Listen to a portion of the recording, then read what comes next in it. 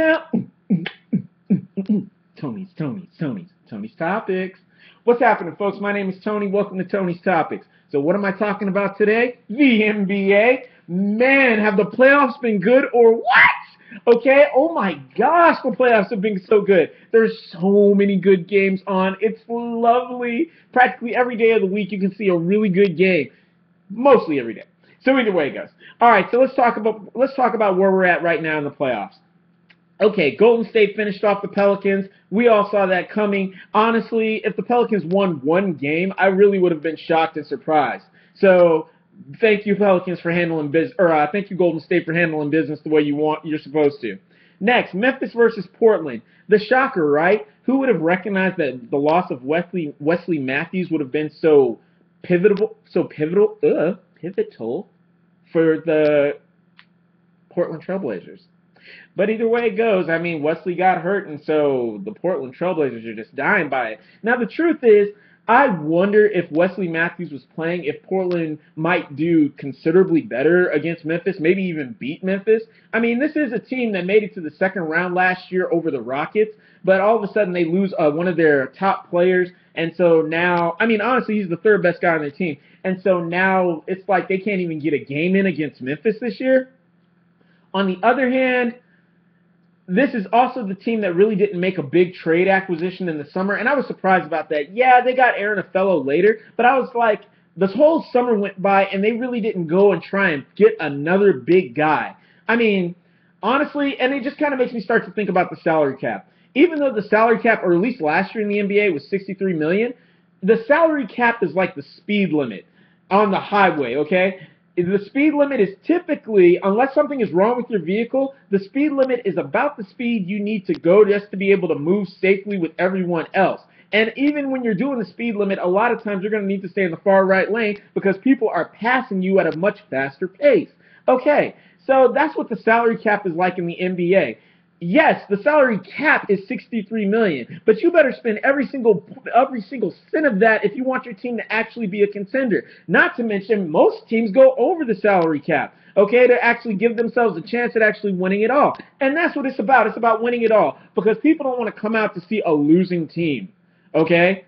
I mean, I don't know what that. I don't own my own franchise, but I could only imagine that winning teams probably bring in a lot more money in sales than losing teams. I'm just saying. Okay. So with that being said, yeah, shocker how Portland's taking it like this, but good job for the Grizzlies. The Grizzlies made serious trades. They got Courtney Lee. They improved themselves with Jeff Green. Marc Gasol got improved. Well, Marc Gasol was a 20-point player in the playoffs last year, so I wouldn't say he got drastically better, but he definitely brought it this year. So that's a really tight squad, and really the bench, the Grizzlies bench, oh my goodness, the Grizzlies bench is deep like the Spurs. I mean, those guys come to score. So, okay. Alrighty then, so moving on. Let's see here. Let's talk about the easy ones. Atlanta, Brooklyn. I don't know why this is even taking so long. Seriously, Atlanta. But then again, let's not all freak out because I was about to dog Atlanta out there for a minute. But then I was like, they only did lose one game. I mean, during the regular season, a great team can lose a game to any team on any given night. So it was just one game. Now Atlanta, finish those guys off like we know you're all capable of doing. Okay. Next up, Washington over Toronto. What a blowout. Wow. Wow. Wow. Chicago losing to Milwaukee. Again, Chicago, what's really going on? I mean, technically you have a harder matchup in Milwaukee than Atlanta has in Brooklyn by record, but seriously, with the army that Chicago is, that's almost kind of a sign of weakness. Again, it was just one game, but Chicago's just a little too deep for that. Like, Atlanta's a bunch of new guys more or less on the scene, whereas Chicago, Derrick Rose, Jimmy Butler, Pau Gasol, Joakim Noah, honestly, I say Taj Gibson over Dunleavy, but whatever, whoever you want to play a small forward. Then, Aaron Brooks in the backup, Tony Snell, Mirotic. That team is so deep with people that can score. I'm just like, how did the Bucks win one? But whatever. I'm not going for Chicago to win it all anyway. I just expect it better. Alrighty then.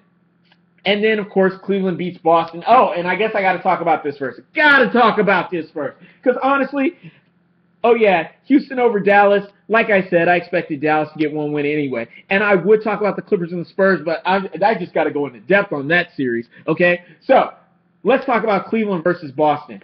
All right, so Cleveland finally beats Boston at the cost of Kevin Love getting his shoulder dislocated and J.R. Smith throwing a spinning back fist on who's that guy? Meriden, whatever his name is, something with him. I don't know. Either way it goes. I mean, that was terrible, but goodness gracious. Okay, so it's looking like J.R. Smith's going to be out for the next round. I mean, nobody knows for sure until they, levy whatever or whatever. Okay, and everybody in there is bumping and roughing up. I mean, technically, the guy pushed J.R. Smith in the back before J.R. Smith swung back. So it could almost even be looked at a little bit like defensive, being a little bit on the defensive. Okay, with that being said, how do we fix Kevin Love, Cavaliers? How do we fix Kevin Love? Now, for most people, most teams, this would almost be a point where you panic. You'd say, well, we've just lost. We're not going to make it through the semifinals. But not so. Not so.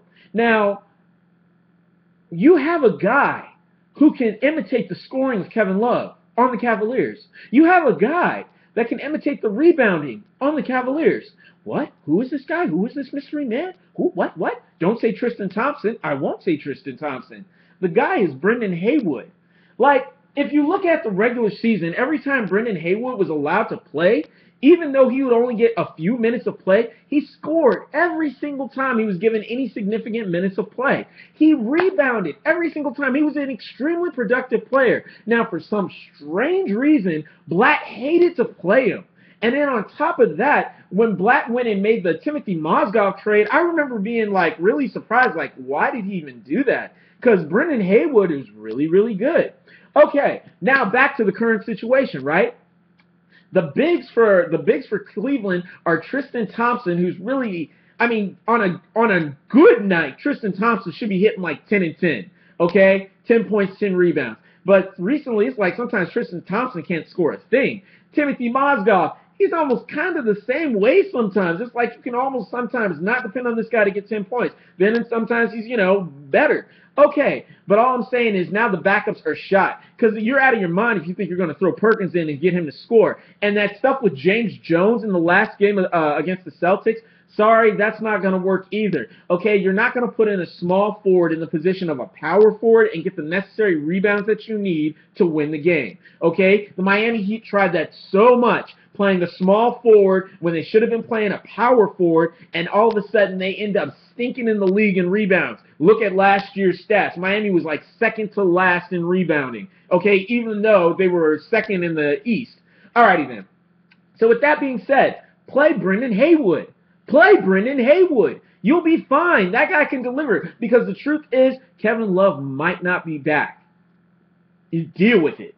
He might not come back. And if you really think you're going to fix the loss of Kevin Love's scoring and rebounding with James Jones or with throwing in a guard, you're out of your mind. You've already lost. If that's your thinking, you've already lost.